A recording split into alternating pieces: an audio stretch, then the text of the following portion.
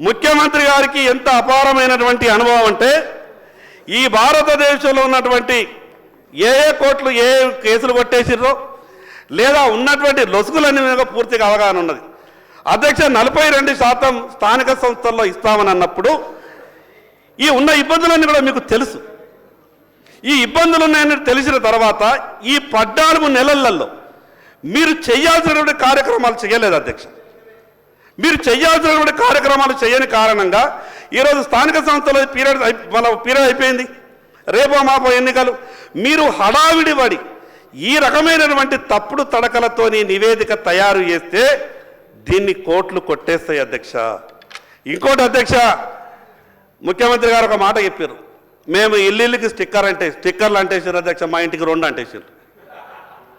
నేను చూసిన మా నీళ్ళు ఒకటే కాదురా బాబు 2 స్టిక్కర్లు ఎట్లయినాయంటే ఏమో సార్ అని అన్నారు. నేను అనుకున్నా మరి ఎక్కువ ఈయన చూపుతారేమో బీసీ జనాభా, నా ఇంటికే 2 చిట్టీలు అంటేసిందంటే మరి సంఖ్య మన పెరుగుతుందేమో అనుకున్నా. కానీ ప్రభుత్వం పెట్టేటువంటి ఈ నివేదిక చూస్తే ఏమైంది అధ్యక్ష, మా సంఖ్య అంతా తగ్గిపోయింది. మిత్రుడు పాయల శంకర్ గారికి నా సూచన, ఈరోజు ఈ ప్రభుత్వం ప్రతి 150 కుటుంబాలకు ఈరోజు ఇంటింటికి తిరిగి ఒకవేళ 2 స్టిక్కర్లు వేసినా 1 స్టిక్కర్ వేసినా అంటే 2 సార్లు ముందు జాగ్రత్తగా ఎమ్మెల్యే గారు అని భయపడే ఉన్న 2 స్టిక్కర్లు అతికించడం అధ్యక్ష, బాగా పనిచేసిందని అభినందిస్తాడేమని. ఈరోజు ఇందులో మేము ఏదైతే చెప్తున్నామో 100% మేము ఇది ఓన్ చేసుకుంటున్నాం అధ్యక్ష, మేము బాధ్యత తీసుకుంటున్నాం. ఈరోజు ఇందులో మేము ఈరోజు ఇందులో ఏదైతే మేము సమాచారాన్ని ఇచ్చినామో 100% మా ప్రభుత్వ అధికారులు ఇల్లు తిరిగి పూర్తి స్థాయిలో సమాచార సేకరణ చేసి ఆ సమాచారం ఇచ్చేస్తున్నాం అధ్యక్ష. అదేవిధంగా మిత్రుడు శ్రీనివాస్ యాదవ్ గారు కూడా మాట్లాడేటప్పుడు నేను విన్నా, సరే ఇక దాని మీద పెద్ద చర్చ చేయొద్దు అనుకున్నా. కానీ ఇంత ఎక్స్టెన్సివ్ సమగ్ర కుటుంబ సర్వే చేస్తే మేము చేసిన ఈ ఇల్లు తిరిగి చేసుకొచ్చిన సర్వేలు అధ్యక్ష, పాల్గొన్న వాళ్ళ గురించి పేర్లు చెప్తా అధ్యక్ష. ఈ సర్వే 50 రోజులు జరిగింది, ఒక్కరోజు కాదు. ఇండ్ల దగ్గర కూడా వెళ్ళారు. కల్వకుంట్ల చంద్రశేఖరరావు గారు ఎమ్మెల్యే గజ్వేల్, కల్వకుంట్ల తారక రామారావు గారు ఎమ్మెల్యే సిరిసిల్ల, తన్నీరు హరీష్ రావు గారు ఎమ్మెల్యే సిద్దిపేట, పద్మారావు గారు MLA Secunderabad, Palla Rajeshwar Reddy MLA Secunderabad, Pochampally Srinivas Reddy MLC మన అదొకటి. అదేవిధంగా అధ్యక్ష, అదేవిధంగా మా మిత్రుడు పాయల్ శంకర్ గారికి కూడా తెలవాలి, శ్రీమతి డికే అరుణ మహబూబ్ నగర్ ఎంపీ.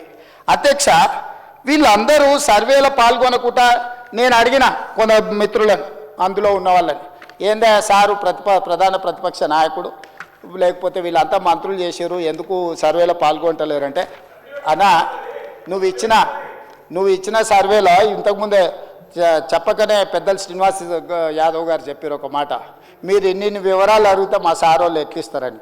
5వ పేజీలో ఏముంది అధ్యక్ష, మీ భూమి వివరాలు చెప్పండి అని అడిగినాం అధ్యక్ష.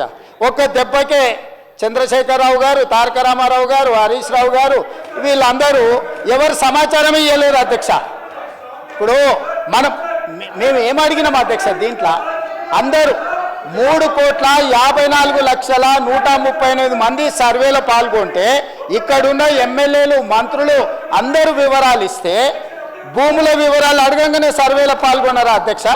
సర్వేలో పాల్గొన్న వాళ్ళు వెనకాల నుంచి శంకర్ని పాడు చేస్తున్నారు అధ్యక్ష, అబద్ధాలు చెప్పి. శంకర్ మంచోడు అధ్యక్ష, నాకు తెలుసు పర్సనల్గా, కానీ ఆయనను కూడా ఖరాబ్ చేసి ఇంత ముఖ్యమైన ఇంత ఇంపార్టెంట్ మనం చర్చ చేస్తుంటే ఈ తప్పుడు నివేదికలు తీసుకొచ్చి ఈ లెక్కలు మాట్లాడుతున్నారు అధ్యక్ష.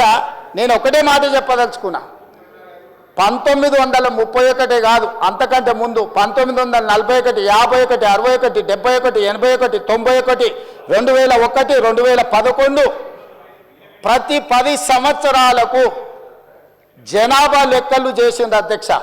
2014లో నరేంద్ర మోడీ గారు ప్రధానమంత్రి అయిన తర్వాత 2021 జనాభాని ఈ రోజు వరకు లెక్కిస్తలేరు అధ్యక్ష. ఎందుకంటే వాళ్ళకి జనాభా లెక్కించడం, బలహీన వర్గాలకు వాళ్ళ హక్కులు ఇవ్వడం భారతీయ జనతా పార్టీకి ఇష్టం లేదు అధ్యక్ష.